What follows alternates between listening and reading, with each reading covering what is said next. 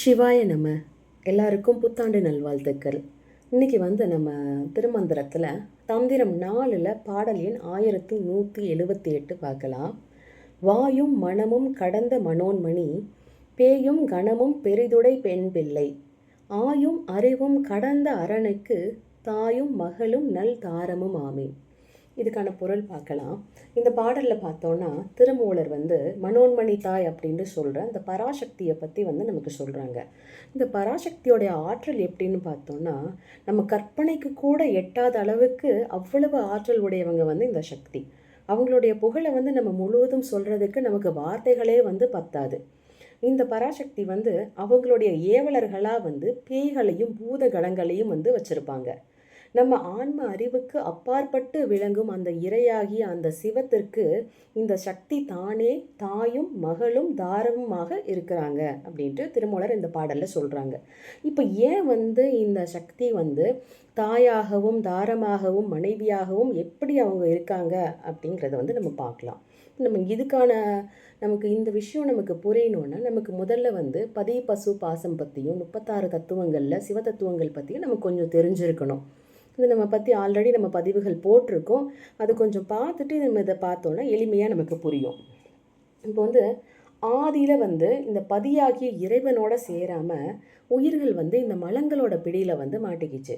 அப்போ இறைவன் உயிர்கள் மேலே கருணை கொண்டு எப்படியாவது இந்த உயிர்களுக்கு உதவணும் அப்படிங்கிறதுக்காக முதலாக சுத்த மாயை அப்படின்ட்டு சொல்கின்ற இந்த ஆதிசக்தியை இறைவன் உருவாக்குறாரு. இறைவனால் உருவாக்கப்பட்ட சக்தி அப்படிங்கிறதுனால இங்கே சக்தி இறைவனுக்கு மகளாகிறாங்க. ரெண்டாவது பார்த்தோன்னா இந்த சுத்தமாயிலிருந்து தான் 36 தத்துவங்களும் தோன்றினது. இந்த 36 தத்துவங்களில் தான் சிவ தத்துவங்களும் வந்தது. அதில் முதல் தத்துவமாகிய நாத தத்துவம் பரமசிவன் தோன்றியதும் இந்த தத்துவங்களுக்கு உள்ளதான். ஸோ சக்தியில இருந்து தோன்றியதால் பரமசிவன் தோன்றியதால் சக்தி சிவனுக்கு இங்கே தாயாகிறாங்க. மூணாவது பார்த்தோன்னா சதாசிவ தத்துவம்னு சிவ தத்துவத்திலே ஒன்று வரும். அது என்னன்னா இவன் இறைவனோட ஞான சக்தியிலிருந்து நாதம்னு சொல்கிற பரமசிவன் தோன்றினார். ரெண்டாவது இறைவனோட கிரியா சக்தியிலேருந்து விந்துன்னு சொல்கிற பராசக்தி தோன்றினாங்க. இந்த சதாசிவ தத்துவங்கிறது இறைவனோட ஞான சக்தி ப்ளஸ் கிரியா சக்தி ஈக்குவலாக இணைந்து உருவாக்கப்பட்ட தத்துவம் தான் இந்த சதாசிவ தத்துவம். அதாவது சிவனும் சக்தியும் இணைந்து இருக்கிற நிலை இது. அவங்க ரெண்டு பேரும் இணைந்து இந்த உலகை படைச்சு மக்களுக்கு உயிர்களை வளர்க்குறாங்க. இதுதான் நம்ம சித்தர்கள் கூட எப்படி சொல்லுவாங்கன்னா, நமக்கு ஒவ்வொரு சக்கரத்திற்கும் சித்தர்கள் ஒவ்வொரு கடவுளர்களை சொல்லுவாங்க. இப்போ நம்ம மூலாதாரத்துக்கு பார்த்தோம்னா கணபதி வல்லபையை சொல்லுவாங்க. சுவாதிட்டானத்திற்கு பிரம்மா சரஸ்வதி சொல்லுவாங்க. அதே மாதிரி நம்மளுடைய ஆகினைக்கு வர்றப்போ சதாசிவத்தையும் மனோன்மணி தாயும் அங்கே வீற்றிருக்காங்க அப்படின்ட்டு அவங்க சொல்லுவாங்க. இதுதான் நம்ம கோயில்கள்லையும் நம்ம பார்க்குறோம். நம்ம சிவன் பார்வதியை எப்படி கணவன் மனைவியாக பார்க்குறோங்கிறதும் இந்த தத்துவத்தோட அடிப்படையில் தான். இது பேஸ் பண்ணி தான் இங்கே சக்தி இறைவனுக்கு தாரமாகறாங்க. சதாசிவத்தோட மனோன்மணி தாய் கூடி இந்த உலக உயிர்களை தோற்றுவிச்சு அவங்கள கொண்டு போகிறதுனால இங்கே சக்தி இறைவனுக்கு தாரமாகறாங்க. இந்த 36 தத்துவங்களுமே சக்தியிலிருந்து தோன்றியது தான். அதனால் இந்த தத்துவங்களுக்குள்ளே நம்ம பார்க்குற விஷயங்கள் காலமாகட்டும் திசைகளாகட்டும் பஞ்சபூதங்கள் பிரபஞ்சம் உயிர்கள் இதை எல்லாத்தையும் கட்டுப்படுத்துறது அந்த சக்தி தான். பிரபஞ்ச இயக்கத்துக்கு காரணமும் அந்த சக்தி தான். நம்ம ஒவ்வொருவரும் இயங்குறதுக்கு காரணம் அந்த சக்தி தான். இந்த பராசக்தி தான் ஒவ்வொருவருடைய மூலாதாரத்திலும் குண்டலினி ஆற்றல் அப்படியா இருக்காங்க. இந்த சக்தி எப்படி வழிபடணும்னு திருமூலர் ஒரு பாடலில் சொல்கிறாங்க. அதையும் நம்ம இங்கே விளக்கத்தை மட்டும் பார்க்கலாம். நான் பாடலை அட்டாச் பண்ணுறேன், நீங்கள் படித்து பாருங்கள்.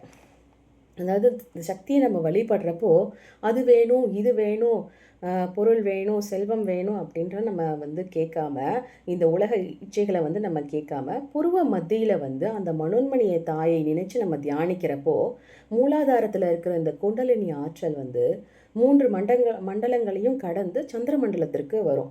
சந்திர மண்டலத்துக்கு வர்றப்போ இந்த குண்டலினி ஆற்றலே பராசக்தியாக மாறி நம்மளுடைய ஊழ்வினை எல்லாத்தையும் கரும பதிவுகள் எல்லாத்தையும் அழித்து நம்மளை சிவத்துடன் நம்மளை ஐக்கியமாக்கும்.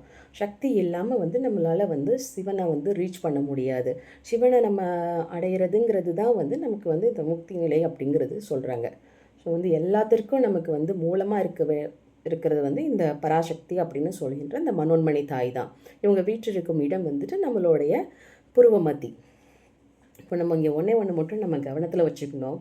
நம்ம வந்து தியானம் பண்ணுறப்போ வந்துட்டு நமக்கு சித்தி வேணும், செல்வம் வேணும், பொருள் வேணும்னு நம்ம எந்த ஒரு சுயநல நோக்கத்தோடும் தியானம் வந்து செய்யக்கூடாது. இது பல பாடல்களில் வந்து திருமூலர் வந்து நிறைய இடங்களில் வந்து இதை குறிப்பிட்டு காட்டியிருக்காங்க. ஆனால் நமக்கு வந்து நோக்கம் சரியாக இருக்கிறப்போ வந்து நமக்கு எதுவும் வந்து பயப்பட தேவை கிடையாது. நம்ம எந்த வழியில் போகணும் அப்படிங்கிறது வந்துட்டு இந்த பிரபஞ்ச ஆற்றலே வந்து நம்மளை சரியான பாதையில் வந்து கூட்டிகிட்டு போயிடும்.